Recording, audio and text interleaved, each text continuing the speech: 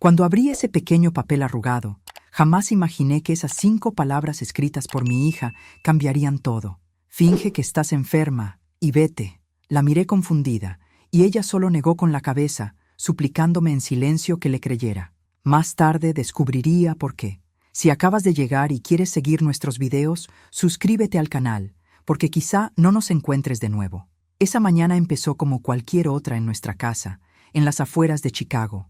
Había pasado poco más de 2 años desde que me casé con Ricardo, un empresario exitoso que conocí después de mi divorcio.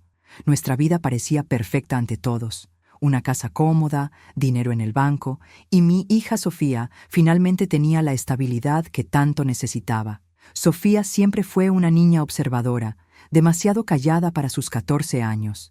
Absorbía todo a su alrededor, como una esponja. Su relación con Ricardo era complicada, como la de cualquier adolescente con su padrastro, pero con el tiempo parecía haberse equilibrado. Al menos eso creía yo. Ese sábado, Ricardo había invitado a sus socios a un brunch en casa. Era un evento importante. Discutirían la expansión de la empresa, y él estaba ansioso por impresionarlos. Pasé toda la semana preparando cada detalle, desde el menú hasta la decoración. Estaba en la cocina terminando la ensalada cuando Sofía apareció. Su rostro estaba pálido, y en sus ojos vi algo que no pude identificar de inmediato. Tensión, miedo. «Mamá», murmuró, acercándose con cuidado. «Necesito mostrarte algo en mi cuarto». Ricardo entró justo en ese momento, ajustándose la corbata. Siempre vestía impecable, incluso en casa. «¿De qué hablan tan bajito?», preguntó con una sonrisa que no llegaba a sus ojos. «Nada importante», respondí. «Sofía solo necesita ayuda con una tarea».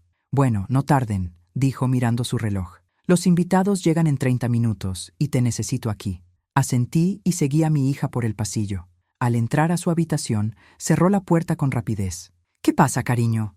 Me estás asustando». Sofía no respondió. Sacó un pequeño papel de su escritorio y lo puso en mis manos, mirando hacia la puerta. Lo abrí y leí las palabras apresuradas. «Finge que estás enferma y vete ahora». «Sofía, ¿qué broma es esta?», dije confundida. «No tenemos tiempo para juegos, los invitados están por llegar». «No es una broma», susurró. «Por favor, mamá, confía en mí. Tienes que salir de esta casa ya. Inventa algo. Di que te sientes mal, pero vete». La desesperación en sus ojos me paralizó. Nunca la había visto tan seria, tan asustada. «Sofía, me estás alarmando». «¿Qué pasa?». Volvió a mirar la puerta, temiendo que alguien escuchara. «No puedo explicarte ahora. Te prometo que después te contaré todo. Pero ahora, solo confía en mí, por favor». Antes de que pudiera insistir, escuchamos pasos en el pasillo. La perilla giró y Ricardo apareció, visiblemente irritado. «¿Qué tanto tardan? El primer invitado ya llegó». Miré a mi hija, que me suplicaba con la mirada. Entonces, sin pensarlo, decidí creerle. «Lo siento, Ricardo», dije llevándome la mano a la frente. «De pronto me siento un poco mareada. Creo que es una migraña». Él frunció el ceño. «¿Ahora? Helen, hace 5 minutos estabas bien». «Lo sé, me vino de repente», respondí tratando de sonar sincera. «Empiecen sin mí, tomaré una pastilla y descansaré». Por un momento temí que insistiera, pero sonó el timbre y prefirió atender a los invitados. «Está bien, pero regresa pronto», dijo, saliendo del cuarto. En cuanto estuvimos solas, Sofía me tomó las manos. «No vas a acostarte, nos vamos ahora mismo. Di que necesitas ir a la farmacia por algo más fuerte. Iré contigo». «Sofía, esto es absurdo. No puedo dejar a nuestros invitados». «Mamá», su voz tembló. «Te lo ruego, no es un juego, es tu vida». Había tanto miedo en su mirada que sentí un escalofrío. ¿Qué podía haberla asustado así? Tomé mi bolso y las llaves del coche. Encontramos a Ricardo en la sala, hablando con 2 hombres, trajeados. «Ricardo, disculpa», interrumpí. «Me duele más la cabeza. Iré a la farmacia por algo fuerte. Sofía viene conmigo». Su sonrisa se congeló por un instante antes de volverse hacia los invitados. «Mi esposa no se siente bien», explicó. «Regresarán pronto», añadió mirándome con una expresión que no pude descifrar. Ya en el auto, Sofía temblaba. «Conduce, mamá», dijo mirando la casa, como si temiera que algo horrible pasara. «Aléjate de aquí, te explicaré en el camino». Arranqué con 1000 preguntas girando en mi cabeza. ¿Qué podía ser tan grave? Entonces habló. «Ricardo quiere matarte, mamá». soltó con un sollozo ahogado. Anoche lo escuché hablar por teléfono. Dijo que pondría veneno en tu té. Frené de golpe, casi chocando con un camión detenido en el semáforo. Todo mi cuerpo se paralizó. No podía respirar ni hablar. Sus palabras sonaban absurdas, como de una película barata. ¿Qué es, Sofía?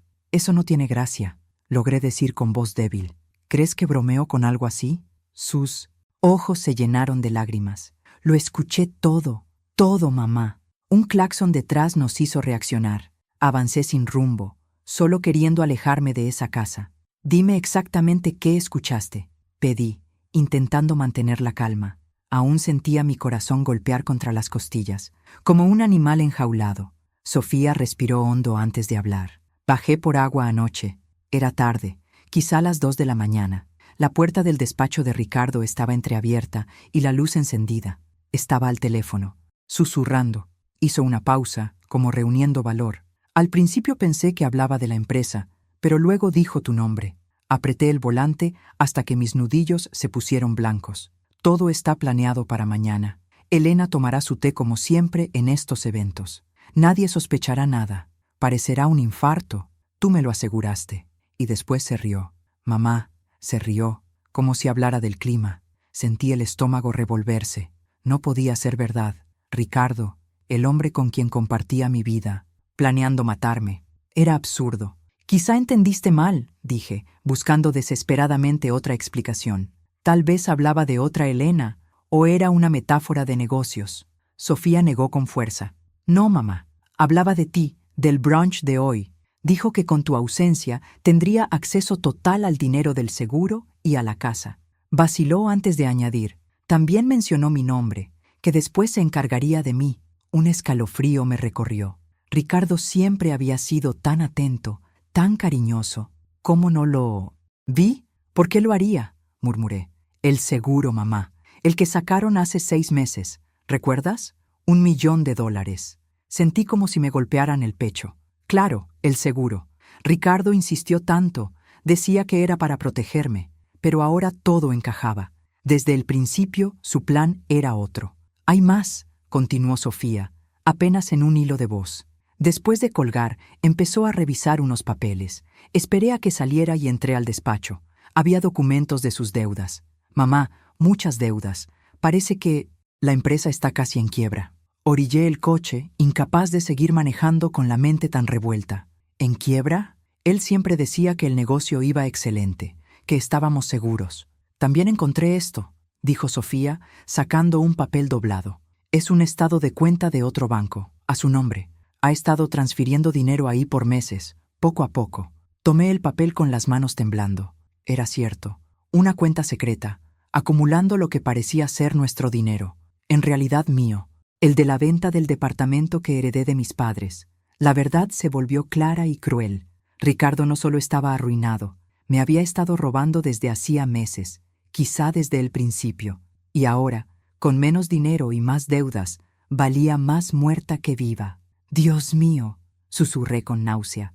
¿Cómo fui tan ciega? Sofía puso su mano sobre la mía, un gesto maduro para sus 14 años. No es tu culpa, mamá. Engañó a todos, incluso a mí. De pronto, un pensamiento terrible me golpeó. Sofía, ¿tomaste esos papeles? ¿Y si nota que faltan? El miedo regresó a su rostro. Solo tomé fotos con mi celular. Dejé todo igual. No creo que se dé cuenta. Pero ni ella ni yo sonábamos convencidas. Ricardo era meticuloso. Si algo faltaba, lo sabría. Tenemos que llamar a la policía, decidí, tomando el teléfono. ¿Y decir qué?, replicó Sofía. ¿Que lo escuchaste planeando matarte? ¿Que encontramos papeles con dinero escondido? No tenemos pruebas reales, mamá.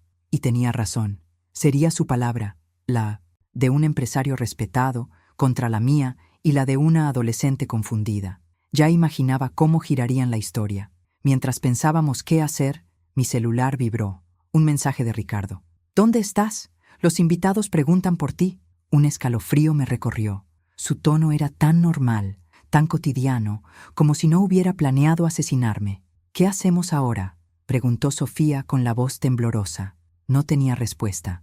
No podíamos volver a casa, pero tampoco desaparecer sin un plan. Ricardo tenía contactos, recursos. Si huíamos sin pensar, nos encontraría. Primero necesitamos pruebas, dije al fin. Algo concreto para llevar a la policía. ¿Cómo qué? El veneno que planeaba usar hoy. El plan que empezaba a formarse en mi mente era arriesgado, incluso temerario. Pero el miedo dio paso a una furia fría y calculada.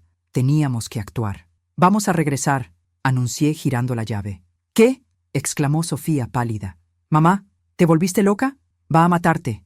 «No si me adelanto», respondí, sorprendida por la firmeza de mi voz. «Piensa conmigo, Sofía.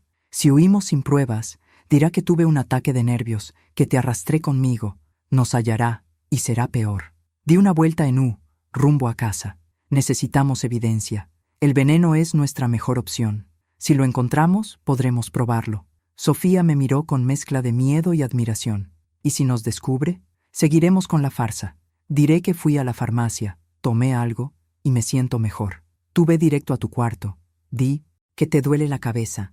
Mientras distraigo a Ricardo y a los invitados, busca en su oficina donde lo viste anoche. Sofía asintió lentamente, con la mirada decidida.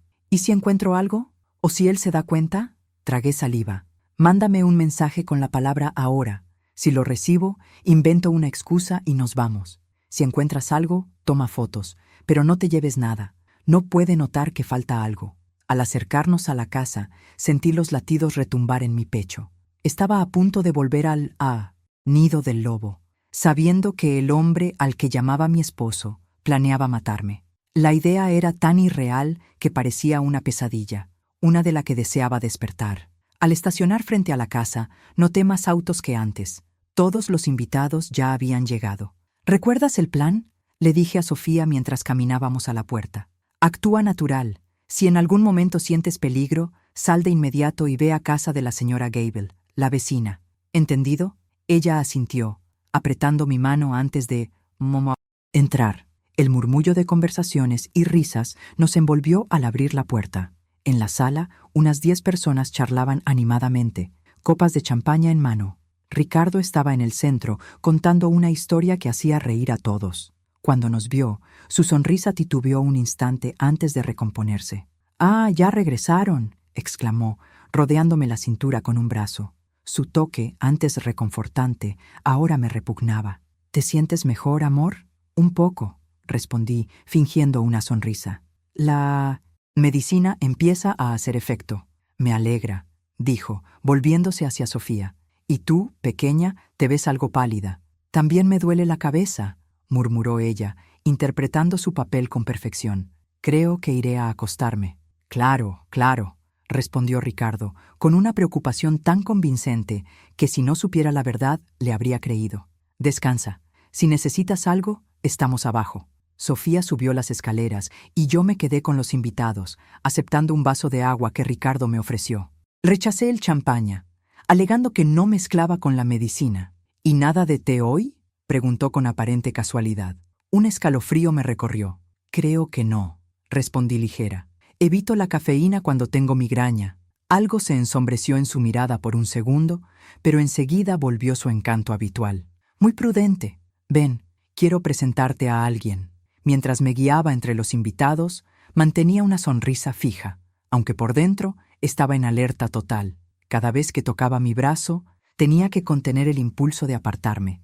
Cada sonrisa suya me parecía cargada de segundas intenciones. «Elena es profesora universitaria», decía con orgullo. «Literatura mexicana, una mente brillante». Era surreal escucharlo, sabiendo que tras esa fachada planeaba mi muerte. ¿Cuántas veces me habría elogiado así mientras tramaba mi final? ¿Cuántos de sus «te amo» escondían un «quiero tu dinero»? Miré mi celular. Nada de Sofía. Seguía buscando o aún no hallaba nada. 20 minutos después, mientras conversábamos con una pareja sobre economía, mi teléfono vibró. Una sola palabra. «Ahora». Sentí la sangre helarse. Teníamos que irnos ya. «Disculpen», dije con una sonrisa forzada. «Quiero ver cómo sigue Sofía». Antes de que Ricardo hablara, me alejé rápido, casi corriendo escaleras arriba. Encontré a mi hija en su cuarto, pálida. «Viene», susurró, tomándome del brazo. Escuché sus pasos. Entré aquí. «¿Encontraste algo?», pregunté, arrastrándola hacia la puerta. «Sí, en el despacho. Una botellita sin etiqueta, escondida en el cajón». Le tomé fotos. No hubo tiempo. Escuchamos pasos y la voz de Ricardo. «Elena, Sofía, ¿están ahí?» Nos miramos. No podíamos salir por el pasillo. Nos vería. La ventana daba al patio trasero, pero estábamos en el segundo piso.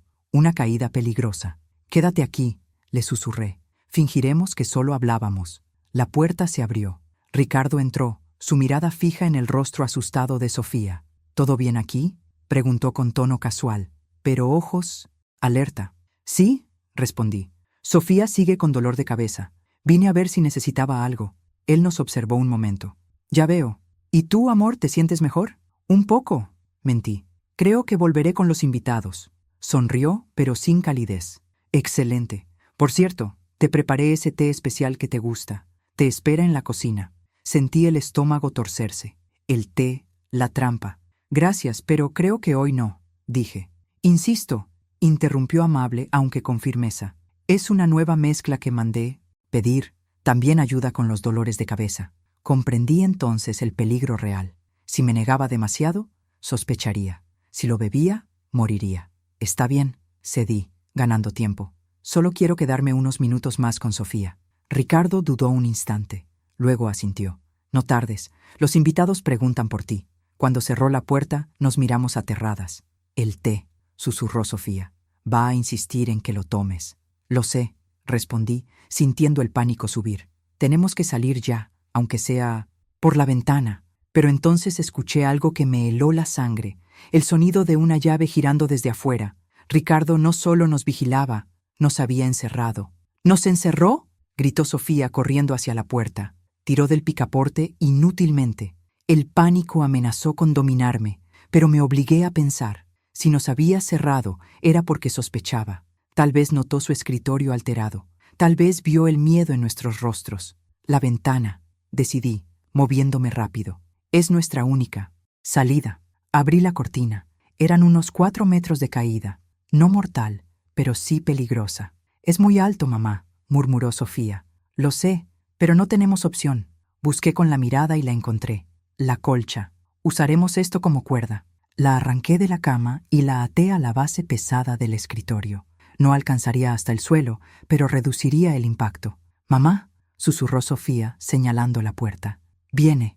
Escuché los pasos. Estaba regresando, y algo me decía que no era para preguntar cómo estábamos. «Rápido», le dije, terminando el nudo y lanzando la colcha por la ventana. «Tú primero. Baja lo más que puedas y suéltate. Aterriza de rodillas y rueda». Sofía dudó un segundo. Luego se colocó en la ventana. Las pisadas se acercaban cada vez más. Escuchamos la llave entrar en la cerradura. «Baja», ordené, ayudando a Sofía a sostener la colcha con una agilidad que no sabía que tenía. Ella empezó a descender, usando la tela como una cuerda improvisada. La miré con el corazón en la garganta mientras llegaba al final del tejido, aún a casi 2 metros del suelo. «¡Suéltate ahora!», le grité al ver que la puerta comenzaba a abrirse. Sofía soltó la colcha y cayó sobre el pasto, rodando como le había indicado. Por un segundo temí que se lastimara, pero enseguida la vi levantarse y hacerme una seña. Estaba bien, no quedaba tiempo. Ricardo estaba entrando al cuarto. Sin pensar, tomé la colcha y me lancé por la ventana, deslizándome tan rápido que la fricción me quemó las manos. Al llegar al final, escuché un grito furioso desde arriba. «¡Elena!». Su voz, deformada por la rabia, me hizo soltar la tela sin dudar. Caí torpemente sobre el césped, sintiendo un dolor agudo en el tobillo izquierdo, pero la adrenalina no me dejó detenerme. Me incorporé de inmediato. «¡Corre!», grité a Sofía, que miraba hacia arriba con terror. Seguí su mirada y vi a Ricardo asomado, el rostro desfigurado por la ira. Por un instante creí que saltaría tras nosotras, pero desapareció de la ventana. «Está bajando las escaleras», advertí, tomando la mano de Sofía. «Tenemos que movernos». Corrimos por el patio trasero, cojeando por el dolor, hacia el muro bajo que separaba la casa de la calle lateral. Sofía saltó primero, y yo la seguí con dificultad, soltando un quejido al caer del otro lado. «¿A dónde vamos?», preguntó jadeando. Miré alrededor, evaluando rápido. Vivíamos en un fraccionamiento privado, pero con poca seguridad. La caseta principal estaba a unos 500 metros. Entonces, Ricardo ya habría alertado a los guardias con alguna historia sobre su esposa inestable huyendo con su hija adolescente. Por aquí, decidí, señalando un grupo de árboles que conducían a una zona más boscosa.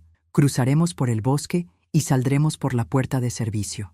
Mientras corríamos, escuché portazos y voces. Ricardo había alertado a los invitados, convirtiendo nuestra huida en un espectáculo. Lo imaginé fingiendo preocupación, diciendo: «Mi esposa no está bien. A veces tiene episodios. Ayúdenme a encontrarla». Ese pensamiento me empujó a correr más rápido. No iba a dejar que me hiciera pasar por loca. Llegamos al bosque, una pequeña reserva natural donde la gente solía caminar. A esa hora estaba vacío, lo que era una bendición. Seguimos un sendero estrecho, procurando hacer el menor ruido posible. ¿Las fotos?, recordé de pronto. ¿Aún las tienes? Sofía asintió, sacando su celular. En la pantalla vi las imágenes de una botellita ámbar sin etiqueta, escondida entre papeles en el escritorio de Ricardo. Tan común, tan anónima, que cualquiera la pasaría por alto. Pero yo sabía que dentro estaba el arma que pensaba usar contra mí. «Hay más», dijo Sofía, deslizando el dedo. «También encontré esto». La siguiente foto mostraba una hoja con la letra inconfundible de Ricardo, una lista con horarios y notas. 10:30 llegan los invitados, 11:45 servir té, efectos en 15:20 mini mostrar preocupación, llamar ambulancia 12:10, demasiado tarde. Sentí el estómago revolverse. Era una línea de tiempo de mi muerte, planeada como una junta de trabajo, fría, precisa, inhumana. «Dios mío», susurré, «de verdad iba a matarme hoy».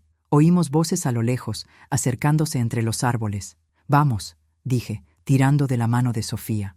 «La salida de servicio debe estar cerca». Corrimos fuera del sendero, entre arbustos, tratando de alejarnos del ruido. El tobillo me punzaba a cada paso, pero el miedo era el mejor analgésico. Por fin vimos la pequeña reja metálica por donde entraban los empleados. «Está cerrada», dije al empujarla. Sofía miró alrededor, desesperada, hasta que sus ojos se iluminaron. «Mamá, tu tarjeta de acceso. Puedes pasarla por el lector». Saqué la tarjeta del bolso y la deslicé por el lector, rezando que funcionara. La luz verde se encendió y la cerradura hizo clic. Salimos a una calle estrecha y silenciosa detrás del fraccionamiento, lejos de la entrada principal. Casas modestas, algunas tiendas, y ni un alma a la vista. «¿A dónde? ¿Ahora?», preguntó Sofía, aferrándose a mi mano. Pensé rápido. No podíamos ir con amigos ni familia. Serían los primeros lugares donde él buscaría. Necesitábamos un sitio anónimo, temporal. «Tomaremos un taxi al centro comercial Crestview», decidí. «Desde ahí iremos a la comisaría». Apresuramos el paso hasta una avenida más grande y logramos detener un taxi. El conductor nos miró curioso. Dos mujeres jadeantes, con la ropa arrugada y el miedo pintado en la cara. Pero no preguntó nada cuando le pedí que nos llevara al centro comercial más cercano. Durante el trayecto, Sofía recostó la cabeza en mi hombro, temblando. «¿Estás bien, amor?», le susurré. «Tengo miedo», admitió. «¿Y si nos encuentra?». «No nos va a encontrar», le aseguré con más firmeza de la que sentía. «Iremos a la policía. Con tus fotos nos protegerán». En el centro comercial busqué un lugar discreto. Una cafetería en el segundo piso parecía perfecta, con gente, pero sin multitudes. Pedimos 2 chocolates calientes y nos sentamos en un rincón apartado. «Tenemos que llamar a la policía ya», dije tomando el celular. Entonces vi las decenas de llamadas y mensajes de Ricardo. Con manos temblorosas abrí el último. «Elena, por favor regresa. Estoy preocupado por ti y Sofía. Si esto es por nuestra discusión de ayer, podemos hablar. No hagas nada impulsivo. Te amo». La falsedad de esas palabras me provocó otra oleada de náusea. Estaba construyendo su coartada, dejando evidencia de que yo era inestable, inventando una pelea inexistente. «¿Qué hace?», preguntó Sofía al notar mi expresión. «Crear una historia», respondí, mostrándole el mensaje. «Dirá que tuve un colapso, que imaginé todo». Otro mensaje llegó. «Llamé a la policía. Están buscándote. También están preocupados por ti. Por favor, Elena, piensa en Sofía». Sentí el hielo recorrerme la espalda. Había involucrado a la policía, pero no como sospechoso, sino como el esposo preocupado de una mujer emocionalmente desequilibrada. «Esto lo complica», murmuré. Si los policías nos buscan creyendo su versión, Sofía me miró aterrada. ¿Qué vamos a hacer? Respiré hondo. Necesitábamos ayuda, alguien que creyera en nosotras. Voy a llamar a Francesca Navarro, decidí al fin. Francesca, amiga de la universidad, ahora abogada penalista. No hablábamos mucho, pero seguíamos en contacto. Si alguien podía orientarnos, era ella. Marqué su número, rezando que contestara un sábado.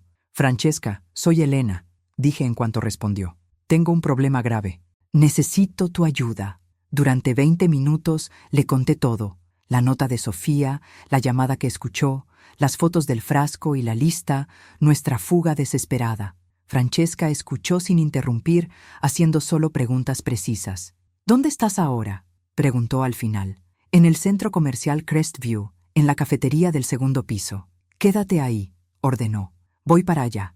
Llegaré en 30 minutos. No hables con nadie, y sobre todo, no con la policía hasta que yo llegue. Entendido, respondí, aferrando la mano de mi hija. Sí, respondí, sintiendo un alivio momentáneo.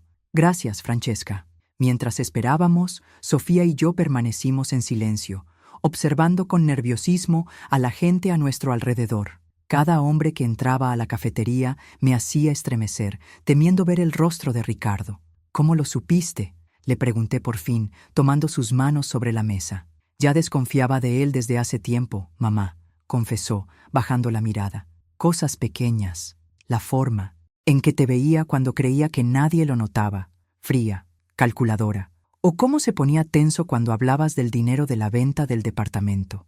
Tragué con dificultad, entendiendo cuántas señales había ignorado por estar tan ciega, tan enamorada. Una vez, continuó Sofía, lo oí hablar por teléfono sobre cómo el plan estaba tardando más de lo previsto. Pensé que era del trabajo, pero después de lo que escuché anoche, todo tuvo sentido. ¿Por qué no me dijiste antes, amor? Porque no estaba segura, vaciló. Te veía feliz con él, mamá. Después de todo lo que pasamos con papá, no quería arruinar tu felicidad por algo que quizás solo estaba en mi cabeza, hasta anoche, cuando estuve segura. Las lágrimas me corrieron por el rostro. Mi hija adolescente había percibido el peligro mucho antes que yo. Ella me protegió cuando debía ser yo quien la protegiera. Lo siento, susurré, apretando sus manos. Perdóname por no haberlo visto. No fue tu culpa, dijo Sofía con una madurez que me sorprendió. Él engañó a todos. Era muy bueno en eso. Entonces, mi celular vibró con un nuevo mensaje. Era Ricardo. La policía encontró sangre en el cuarto de Sofía. Elena, ¿qué hiciste? Por favor, dime que están bien. Le mostré el mensaje y su rostro palideció. ¿Sangre? No había sangre en mi cuarto. Está poniendo pruebas, concluí con un nuevo escalofrío. Quiere que parezca que te hice daño, o algo peor. Esto cambiaba todo. Ricardo no solo quería hacerme ver inestable, ahora intentaba incriminarme. Vámonos de aquí, dijo Sofía levantándose. ¿Y si la policía viene? No, respondí con firmeza. Francesca dijo que esperáramos. Si nos vamos, parecerá que huimos. Le daríamos la razón a Ricardo. Entonces los vi. 2 policías uniformados entraron a la cafetería, mirando a su alrededor como buscando a alguien. Mamá, susurró Sofía, notándolos también. Tranquila, le dije, aunque mi corazón latía con fuerza. No hicimos nada malo. Tenemos pruebas. Hablaremos con ellos, con...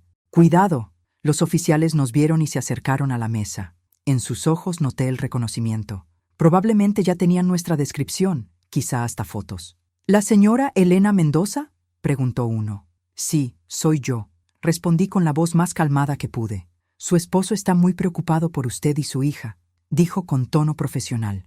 Reportó que salió de casa en estado alterado, posiblemente poniendo a la menor en riesgo. Antes de que pudiera contestar, Sofía intervino. Eso es mentira. Mi padrastro quiere matarnos. Tengo pruebas. Los policías se miraron, escépticos. El mayor, un hombre de unos 50, frunció el ceño. Esa es una acusación muy grave, jovencita. Tenemos pruebas, insistí, bajando la voz pero firme. Mi hija encontró un frasco con veneno en la oficina de mi esposo, junto con una lista que detalla cómo planeaba envenenarme hoy. El policía más joven dio un paso al frente. Señora, su esposo nos informó que podría estar pasando por problemas psicológicos, dijo con cautela. Comentó que ha tenido episodios similares antes. Sentí hervir la sangre. Ricardo lo había preparado todo. Eso es absurdo. Nunca he tenido ningún episodio, respondí, conteniéndome. Él miente porque descubrimos sus planes. Sofía tomó su celular. Miren, dijo mostrando las fotos. Este es el frasco que encontré escondido en su escritorio, y este papel tiene los horarios en que pensaba envenenarla. Los oficiales revisaron las imágenes con rostros neutros. Parece una botella común, observó el mayor. Y la hoja podría ser cualquier nota. No hay nada que indique explícitamente un intento de homicidio. Sentí la desesperación crecer. No entienden, supliqué. Nos ha tenido aisladas durante meses. Controla el dinero, los movimientos. Descubrimos que está en quiebra y robando mis fondos. Mamá, interrumpió Sofía, señalando hacia la entrada. Es la señora Francesca. Miré y la vi acercarse con paso rápido. Años sin verla, pero la habría reconocido al 1906. Instante. Alta, segura, impecable en un blazer azul marino pese a ser sábado. Su mirada decidida me dio un alivio inmenso. Elena, dijo al llegar analizando la escena. Veo que la policía ya está aquí. ¿Quién es usted, señora?, preguntó el oficial mayor. Francesca Navarro, respondió entregándole una tarjeta. Abogada penalista. Represento a la señora Elena Mendoza y a su hija Sofía. Los agentes cambiaron inmediatamente su actitud. Abogada, recibimos un reporte del señor Ricardo Mendoza, alegando que su esposa es mentalmente inestable y podría ser peligrosa para la menor, explicó el policía. Entiendo, respondió Francesca con una ligera sonrisa.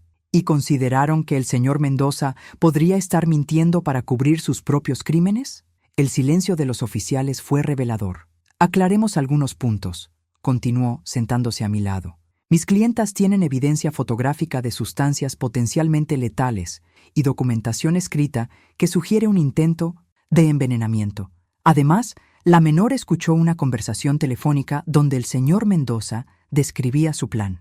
Los policías intercambiaron miradas, aún dudosos. ¿Tienen orden para detener a mis clientas?, preguntó Francesca directamente. No, abogada, admitió el mayor. Solo investigamos un posible caso de desaparición. Pues como ve, replicó ella con firmeza, nadie está desaparecido.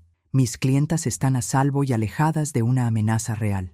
El señor Mendoza mencionó sangre en la habitación de la menor, comentó el más joven, mirando a Sofía. Dijo estar preocupado de que la madre haya hecho algo. Sofía soltó una risa nerviosa. Eso es ridículo. No había sangre. Está inventando. Quiero verificar que la menor esté bien, insistió el policía. Ella está claramente bien, respondió Francesca con autoridad, y está bajo mi protección legal desde este momento. Les sugiero que regresen a la comisaría y presenten una contradenuncia, dijo Francesca con firmeza. Intento de homicidio, manipulación de evidencia y denuncia falsa contra el señor Ricardo Mendoza. Los oficiales se miraron incómodos, sin insistir más. Necesitaremos que acudan al precinto para dar declaración, dijo al fin el mayor. Por supuesto, respondió Francesca. Estaremos ahí en 1 hora. Ahora, si nos disculpan, necesitamos hablar en privado. Con evidente duda, los policías se retiraron, lanzándonos miradas inquietas antes de irse. En cuanto quedamos solas, Francesca me tomó las manos sobre la mesa. Elena, la situación es peor de lo que imaginaba, dijo en voz baja. Ricardo se movió rápido, está construyendo un caso en tu contra, tratando de pintarte como una mujer inestable que podría dañar a su propia hija. ¿Qué vamos a hacer?, pregunté, sintiendo el miedo volver. Primero necesitamos pruebas más sólidas, respondió. Las fotos son un inicio, pero necesitamos el frasco real y un análisis que confirme que contiene veneno. Además, debemos rastrear más evidencia de las maniobras financieras de Ricardo. ¿Pero cómo?, intervino Sofía.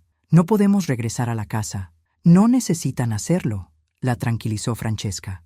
Voy a solicitar una orden de cateo de inmediato. Tengo contactos que pueden acelerar el proceso, sobre todo considerando que hay una menor en peligro. Pausó y me miró con seriedad. Elena, debes mantenerte fuerte. Ricardo va a jugar sucio. Sacará cualquier cosa para desacreditarte. Discusiones, momentos de estrés, lo que pueda convertir en prueba de inestabilidad. Tragué saliva, entendiendo la magnitud del problema. ¿Cómo pudo engañarme tanto?, murmuré. Las personas como Ricardo son expertas en manipular, explicó ella. Sociópatas funcionales que mantienen una fachada perfecta durante años. No te culpes por no verlo. En ese momento, mi celular volvió a vibrar. Otro mensaje de Ricardo. Elena, ¿la policía te encontró? Voy hacia el centro comercial. Solo quiero ayudarte. No hagas nada impulsivo antes de que llegue. Le mostré el mensaje. A Francesca, que de inmediato se tensó. Viene para acá, dijo poniéndose de pie. Tenemos que irnos ya. ¿A dónde?, pregunté, ayudando a Sofía a recoger sus cosas. A la comisaría, respondió. Es el lugar más seguro ahora. Ricardo no intentará nada ahí, y podremos formalizar la denuncia antes de que llegue. Salimos rápidamente de la cafetería, tomando un camino lateral hacia el estacionamiento para evitar la entrada principal. Francesca nos guió hasta su coche, un sedán negro discreto, y, pronto, estábamos en camino. Durante el trayecto, Sofía me sostuvo la mano con fuerza, el rostro pálido pero decidido. Pensé en cómo me había salvado la vida con esa simple nota. ¿Cuántas otras mujeres no habían tenido la misma suerte? ¿Cuántas se dieron cuenta del peligro cuando ya era tarde? La comisaría estaba tranquila para ser sábado. Francesca nos llevó directo a la oficina del comandante, con quien parecía tener buena relación. Comandante Ríos, lo saludó. Tenemos una situación grave. El hombre, de mediana edad, nos miró curioso y nos invitó a sentarnos. Mis clientas están siendo amenazadas por el esposo de la señora Mendoza, explicó Francesca con claridad. Tenemos evidencia de que planeaba envenenarla hoy durante un evento en su casa. El comandante alzó las cejas, impresionado. Es una acusación seria, abogada Navarro.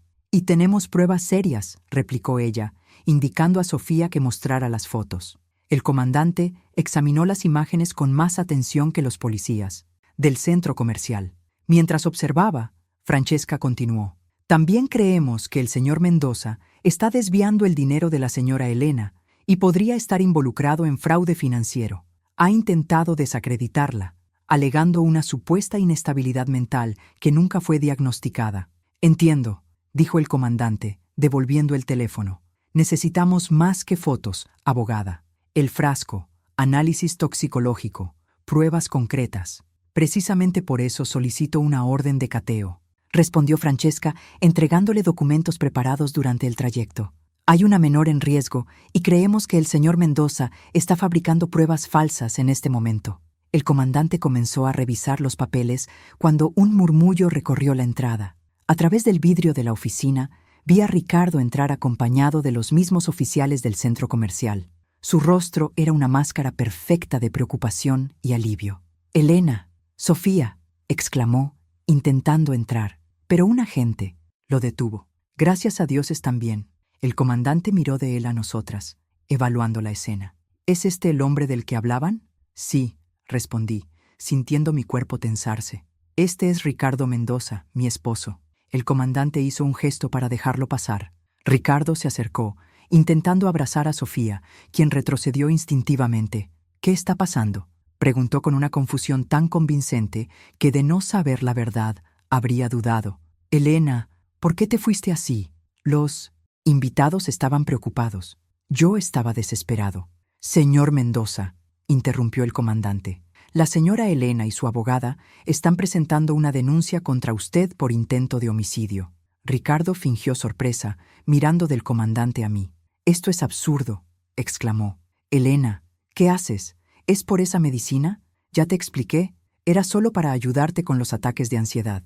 «¿Qué medicina?», preguntó el comandante, interesado. «Elena ha tenido algunos problemas», explicó. Ricardo, bajando la voz como si compartiera algo doloroso. Ansiedad, paranoia a veces. El doctor Santos le recetó un tranquilizante leve. Ella cree que intento drogarla, pero solo es la medicación prescrita. Sentí un escalofrío recorrerme. Su historia era tan creíble, tan cuidadosamente tejida. «Eso es mentira», respondí, la voz temblorosa por la rabia. «Nunca he tenido ansiedad. Jamás vi a ese doctor. Todo lo está inventando». Ricardo suspiró con dramatismo. «¿Ve, comandante? Lleva meses negando su condición. Ni siquiera toma la medicina regularmente, lo que empeora sus episodios». «Señor Mendoza», interrumpió Francesca con tono cortante, «mi clienta jamás ha sido diagnosticada con ningún trastorno psicológico. ¿Puede presentar los registros médicos que respalden sus afirmaciones?». preguntó Francesca con tono sereno. Ricardo dudó un instante, casi imperceptible, pero lo hizo. «Puedo solicitarlos al doctor Santos el lunes», respondió. «Pero eso no es lo importante ahora. Estoy preocupado por Elena y Sofía. Solo quiero llevarlas a casa sanas y salvas». «Eso no será posible por el momento», declaró el comandante para mi alivio. «Tenemos acusaciones graves de ambas partes que deben investigarse». Entonces Sofía, que había permanecido en silencio, se levantó de golpe. «Yo lo escuché», dijo, mirando a Ricardo directo a los ojos. «Anoche te oí hablar por teléfono, planeando envenenar a mi mamá. Dijiste que parecería un ataque al corazón. Dijiste que después te encargarías de mí. Eres un mentiroso». El rostro de Ricardo cambió un segundo, dejando ver una chispa de furia antes de recuperar su máscara de preocupación. «Sofía, cariño», dijo suavemente, «debiste malentender. Hablaba de negocios. Seguramente escuchaste solo una parte». «No me confundí», replicó ella con firmeza, aunque las lágrimas asomaban. «Querías matar a mi mamá por el dinero del seguro. Estás en bancarrota. Vi los documentos». El rostro de Ricardo se endureció. «¿Ves lo que haces, Elena?», dijo, volviéndose hacia mí. «Le estás metiendo ideas en la cabeza. Esto es abuso psicológico». Antes de que respondiera, la puerta se abrió. Un agente entró con un sobre en la mano. «Comandante», anunció, «acabamos de recibir los resultados preliminares de criminalística de la residencia Mendoza. ¿Querrá ver esto?». El comandante abrió el sobre y revisó el contenido con expresión grave. La tensión era asfixiante. Ricardo permanecía inmóvil. Sofía me apretaba la mano. Francesca observaba cada gesto con atención. «Interesante», murmuró el comandante, mirando a Ricardo. «Usted mencionó haber encontrado sangre en la habitación de la menor, ¿cierto?». «Sí», respondió Ricardo con tono medido. «Cuando entré después de que Elena y Sofía huyeran, vi manchas en la alfombra. Me asusté. Imaginé lo peor». «Curioso», continuó el comandante, dejando los papeles sobre el escritorio, «porque, según el análisis preliminar, la sangre encontrada tiene menos de 2 horas y no coincide con el tipo sanguíneo ni de la señora Elena ni de la menor». Vi la máscara de Ricardo resquebrajarse. «No entiendo», balbuceó. «¿Cómo es posible?».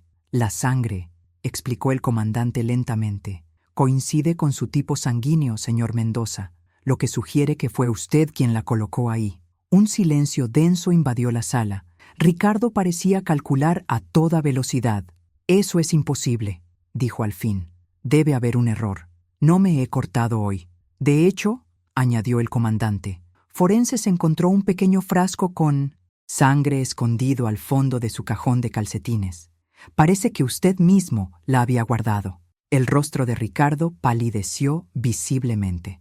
«Además», continuó el comandante, sacando una fotografía del sobre, «encontramos esto».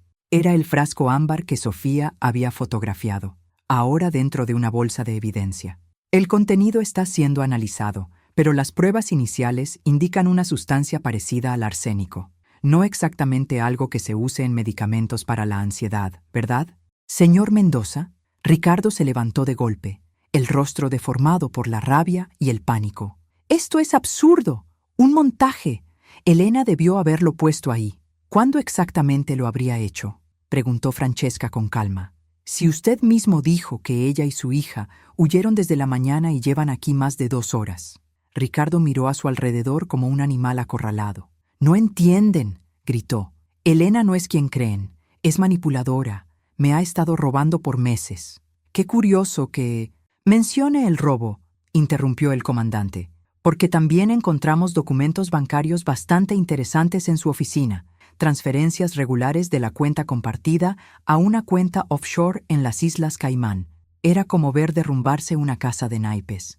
Cada revelación destruía la fachada que Ricardo había construido con tanto cuidado.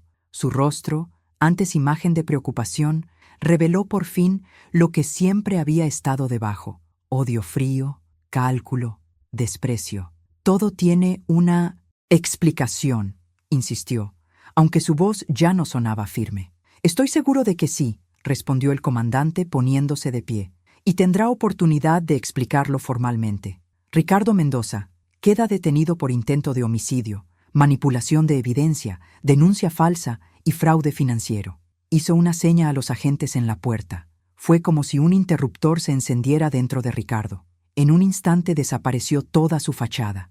Su rostro se torció en una expresión que nunca había visto. Pura maldad, odio visceral, dirigido hacia mí. «Maldita estúpida», gritó abalanzándose. «Arruinaste todo». Los agentes lo sujetaron antes de que me alcanzara, pero por fin vi al verdadero Ricardo, el monstruo que había escondido tras sonrisas durante 2 años. «¿De verdad creíste que te amaba?», rugió mientras forcejeaba. «Una profesora mediocre con una hija problemática. No valías nada, solo tu dinero y el seguro». Sofía se encogió a mi lado, temblando ante su furia. La abracé con fuerza, viendo en shock cómo los oficiales le ponían las esposas mientras él seguía lanzando insultos. «Sáquenlo de aquí», ordenó el comandante. Los agentes lo arrastraron fuera y sus gritos resonaron por el pasillo. Cuando la puerta se cerró, el silencio fue abrumador. El comandante nos miró con una mezcla de pesar y alivio. «Señora Mendoza», dijo con voz firme pero humana, «usted y su hija deberán presentar declaraciones formales. Pero antes, quiero ofrecerle una disculpa personal por todo lo que acaba de suceder». Asentí mecánicamente, aún procesando la transformación que acababa de presenciar. Ese hombre que gritaba insultos no era el Ricardo que conocía, o creía conocer. Era como si durante 2 años hubiera vivido con un extraño, durmiendo junto a un depredador. «Elena», dijo Francesca en voz suave, tomando mi mano. «¿Estás bien?» «No lo sé», respondí con honestidad. «Creo que necesitaré tiempo para entender todo esto». El comandante nos ofreció agua y sugirió que descansáramos, un poco antes de dar nuestras declaraciones formales. Acepté, abrazando a Sofía, que parecía en shock. «Hoy me salvaste la vida», le susurré. «Nunca lo olvidaré». Ella solo asintió, con lágrimas silenciosas corriendo por sus mejillas. Las horas siguientes pasaron entre declaraciones, formularios y trámites. Conté todo con detalle. Cómo conocí a Ricardo después de mi divorcio, cómo me conquistó con su aparente bondad, cómo empezó a controlar nuestras finanzas y a aislarnos poco a poco. Sofía relató lo que escuchó aquella noche, cómo encontró los documentos y el frasco, y cómo tuvo el valor de escribir esa nota. «Finge que estás enferma y vete». 5 simples palabras que lo cambiaron todo, que me salvaron de un destino terrible. Mientras los peritos trabajaban en la casa durante toda la noche, descubrieron más pruebas del enorme fraude financiero de Ricardo. Había transferido casi todo mi dinero a cuentas secretas, falsificado mi firma, incluso contratado el seguro de vida sin que yo lo supiera. Yo había firmado creyendo que era una póliza de vivienda. El análisis del frasco confirmó lo que ya sospechábamos. Contenía una mezcla de arsénico y otras sustancias que, al ingerirse, provocaban síntomas idénticos a un infarto. Una muerte aparentemente natural, sin sospechas. Cuando terminamos en la comisaría, ya era pasada la medianoche. Ricardo había sido arrestado formalmente y esperaba audiencia. Francesca nos llevó a su casa, insistiendo en que no volviéramos a la nuestra. No solo porque era una escena del crimen, sino porque los recuerdos serían demasiado dolorosos. «Pueden quedarse conmigo el tiempo que necesiten», dijo mostrándonos la habitación de huéspedes. «Mañana pensaremos en lo que sigue». Esa noche, acostada junto a Sofía, no pude dormir. Cada vez que cerraba los ojos, veía el rostro de Ricardo transformarse, su mirada llena de odio cuando su mentira se derrumbó. ¿Cómo fui tan ciega? ¿Cómo no vi las señales que estaban frente a mí? «Mamá», susurró Sofía en 1900. La oscuridad, con voz pequeña y frágil. «¿Crees que nunca nos quiso? ¿Ni un poco?». La pregunta me rompió el corazón. A pesar de todo, seguía siendo una adolescente que había perdido otra figura paterna. Primero su papá por el divorcio, y ahora Ricardo, de la peor forma. «No lo sé, amor», respondí con sinceridad. «Pero sé que el problema no era con nosotras, era con él. Hay gente incapaz de amar de verdad, que solo ve a los demás como herramientas para su propio beneficio». Sofía guardó silencio. Largo rato. «¿Y cómo vamos a seguir adelante, mamá?», preguntó al fin. Era la pregunta del millón. ¿Cómo se reconstruye la vida después de una traición tan profunda? ¿Cómo se vuelve a confiar? «Un día a la vez», le dije, abrazándola. «Juntas, siempre juntas». En las semanas siguientes descubrimos el verdadero alcance de la red de mentiras de Ricardo. No era el empresario exitoso que decía ser. Su empresa estaba quebrada hacía años. Me había buscado deliberadamente, apuntando a mi herencia. El dinero del departamento que vendí tras la muerte de mis padres. Cada gesto romántico, cada palabra dulce, cada momento que creí genuino, había sido parte de un plan frío y calculado. La investigación reveló algo aún más aterrador. No era su primera víctima. Antes que yo, hubo otra mujer, una viuda que murió de forma natural 6 meses después de casarse con él. Nadie sospechó nada. Tenía antecedentes cardíacos y su infarto no levantó alarmas. Ricardo heredó todo, lo gastó y me encontró a mí. El juicio fue un espectáculo mediático.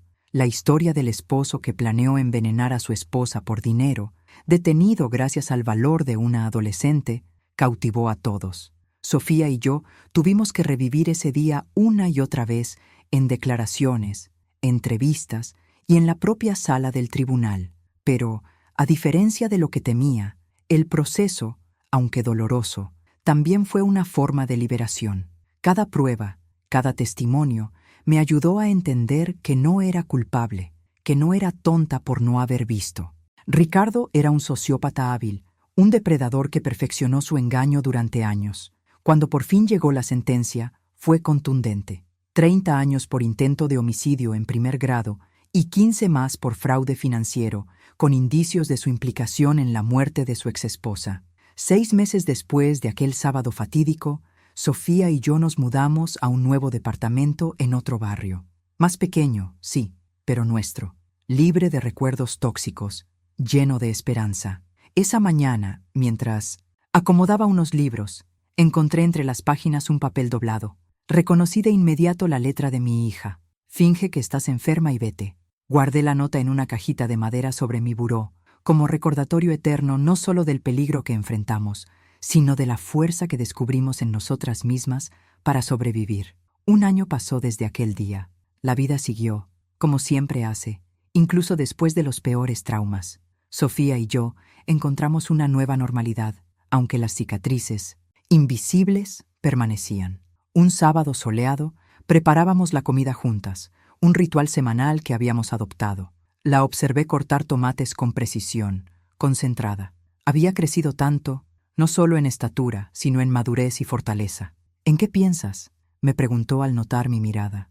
En lo afortunadas que somos, respondí, sorprendida por la sinceridad de mis propias palabras. Sofía arqueó una ceja. ¿Afortunadas? ¿Después de todo lo que pasamos con ese monstruo? Asentí, dejándola ahí, cuchara de madera sobre la encimera y girándome hacia ella. Sí, afortunadas, no por haberlo conocido, sino por haber sobrevivido, por tenernos, por tu valentía aquel día. Un leve rubor subió por su cuello. Aún le incomodaba que mencionara su heroísmo. Cualquiera habría hecho lo mismo, murmuró. No, le respondí con ternura. No cualquiera. Muchos se habrían quedado paralizados, habrían dudado. Tú actuaste sin pensarlo, y me salvaste la vida. Sofía sonrió tímidamente y volvió a los tomates. ¿Sabes qué, mamá? ¿Recuerdas lo que dijo la doctora Bura en terapia esta semana?, preguntó Sofía, cambiando un poco de tema. Dijo que las personas que sobreviven a un trauma desarrollan una especie de sexto sentido para detectar el peligro, que quizá por eso siempre sentí algo raro con Ricardo, incluso cuando tú no veías nada. La doctora Bura era nuestra terapeuta. Sí, habíamos decidido ir juntas a terapia después de todo, una de las mejores decisiones que tomamos. Tiene razón, respondí. Siempre fuiste sensible a las personas a tu alrededor, incluso de niña, y después del divorcio con tu papá, dejé la frase inconclusa para no abrir heridas viejas. Aquella separación había sido dolorosa. Él había desaparecido por completo, y Sofía, con solo 9 años, cargó con ese abandono. Sí, dijo ella, con una madurez que aún me asombraba.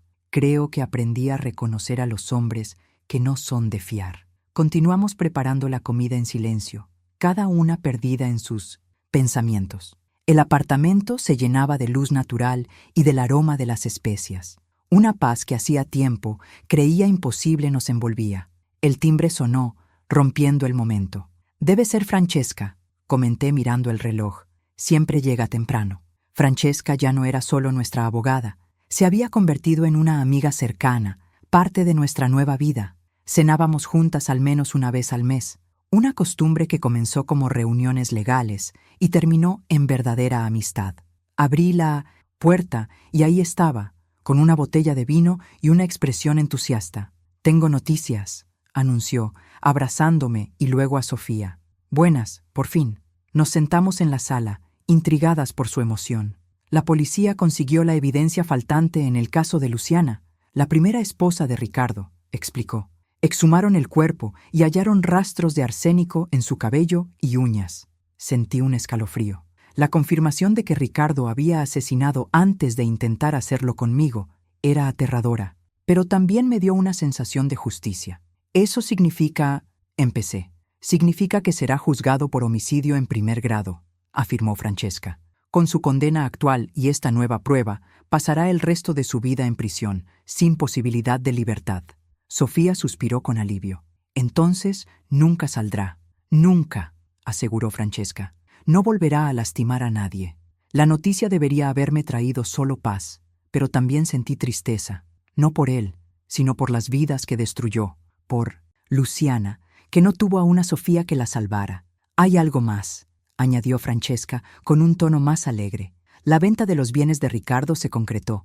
Como parte de la restitución, el monto será transferido a ti. No es todo lo que robó, pero es un inicio. La miré sorprendida. ¿Cuánto? Aproximadamente $500,000, respondió. Suficiente para que Sofía estudie donde quiera y para que vivan con la seguridad que perdieron. Era una suma considerable, especialmente tras un año viviendo con austeridad, solo con mis ahorros y mi salario de profesora. No sé qué decir, murmuré. Di que vamos a celebrar con este vino, propuso Francesca alzando la botella, y que por fin podemos cerrar este capítulo. Mientras ella descorchaba el vino y Sofía terminaba de cocinar, fui a mi habitación y abrí la pequeña caja de madera donde guardaba la nota que me salvó la vida. Observé esas 5 palabras por un largo momento. Finge que estás enferma y vete. Pensé en lo que habría pasado si Sofía no hubiera sido tan observadora, si no hubiera actuado con valor. Me estremecí. Volví a la sala, donde Francesca y Sofía hablaban animadas sobre planes universitarios. Al verlas, mi hija valiente y mi amiga leal, sentí una gratitud tan profunda que casi me quedé sin aliento. «Un brindis», dije alzando la copa cuando Francesca sirvió el vino. «Por los nuevos comienzos, por los nuevos comienzos», repitieron al unísono, mientras disfrutábamos la comida, hablando del futuro y no del pasado. Entendí que, aunque las cicatrices permanecían, ya no eran señales de trauma, sino de supervivencia. Ricardo había intentado destruirnos, pero su traición nos hizo más fuertes de lo que jamás imaginó. Aprendí a confiar en mis instintos, a reconocer señales de peligro y, sobre todo, a valorar la fuerza que siempre tuve, pero que solo descubrí al necesitarla. Sofía había pasado de ser una adolescente insegura a una joven decidida, consciente de su propio valor. La terapia la ayudó a sanar no solo el trauma con Ricardo, sino también el abandono de su padre. Ahora hablaba de estudiar psicología, inspirada por cómo la terapia nos había ayudado a reconstruirnos. «Mamá», dijo mientras lavábamos los platos, con Francesca guardando la vajilla. «¿Recuerdas la conversación que tuvimos en el hospital? Después de todo», asentí, recordando aquellos días nublados tras el arresto de Ricardo, cuando nos hicieron exámenes para confirmar que no nos hubiera estado envenenando antes. «Me preguntaste cómo íbamos a seguir adelante», continuó, «y dijiste, un día a la vez, juntas». «Lo recuerdo», respondí con un nudo en la garganta. «Creo que lo estamos logrando, ¿no?», sonrió, una sonrisa auténtica que le iluminó los ojos. «Sí, mamá, estamos avanzando». La abracé, las manos aún mojadas con jabón. «Definitivamente lo estamos». Esa noche, después de que Francesca se fue y Sofía se durmió, me quedé en el balcón mirando las luces de la ciudad. Pensé en todas las mujeres que quizá, en 1900, ese mismo instante, vivían con su propio Ricardo, sin saber el peligro que compartían bajo el mismo techo. Decidí entonces que nuestra historia debía contarse, no solo como advertencia, sino como mensaje de esperanza, para demostrar que es posible sobrevivir a la peor traición y volver a levantarse, que las apariencias engañan y que a veces la salvación llega de donde menos se espera, como una nota escrita a toda prisa por una adolescente. Al día siguiente comencé a escribir esta historia. Nuestra historia. La historia de la nota que me salvó la vida. Y si estás leyendo esto ahora, espero que te lleves 2 lecciones que aprendí con dolor. Confía en tus instintos cuando algo no se siente bien, aunque no sepas explicarlo, y nunca subestimes el poder de un pequeño acto de valor, como esas 5 palabras que marcaron la diferencia entre la vida y la muerte. Finge que estás enferma y vete. A veces, para encontrar tu verdadera fuerza, primero tienes que fingir que la tienes. Y un día, descubres que ya no finges. Si acabas de llegar y quieres seguir nuestros videos, suscríbete al canal, porque quizá no nos encuentres de nuevo.